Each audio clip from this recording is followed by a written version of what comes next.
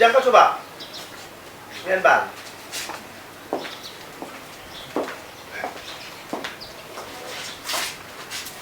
na ngeen def man de xam naa maa ngi yàq seen nataal yi ngeen doon def sax waaye xam nga waxtaan doo leen waxtaan démb boo leen déglu bu baax sax xam ne waxuma ak yéen parce que yéen ku leen gis xam ne xale yi civilisé ngeen ay tubaab ngeen mais nag dëkk boo fa yàggul foog ñu yee la gis ngeen mbër dof ponklu ci daanu la de xasaw bi xam nga bëri si ñu ñuy sam xasaw bi ñuy xasaw man daal li ma bëgg ngeen moytu boobu nga maane nag ñoom loxo yi dañuy jël bunt bi leen ko tëj bu leen may kenn dara ak suñu bagage yu baax yi. moytu leen ba bëgg ngeen moytu de fii daal man bu doon sama sago ngeen jàppee ma seen nijaay man na ngeen nekk sama jabar waaye yow noo tudd Bijou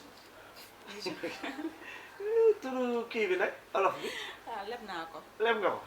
ba tey baax na Bijou rek lañ la woowee baax na yow nag Jolie maman. Soli Maman. Soli maman de rafet na nag wolof bi lan la Leb naa ko. leb nga ko ay Jolie baax na Jolie baax na waaw Jolie baax na xoolal dégg leen jàmm li ma leen di wax nag dama bëgg ngeen xam may kan gis nga gox bii maa fi kilif naa yëgu leen ne maa jël a quartier bi lu muy. man am na soxla si biti xam teg ko sama loxo man ak li yëpp ba mu leer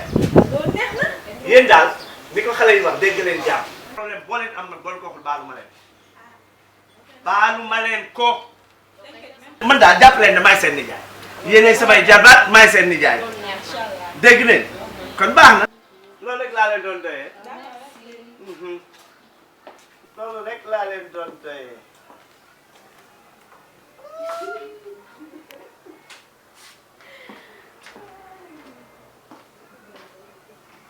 damaa ko xees boo gën a wóolu ñu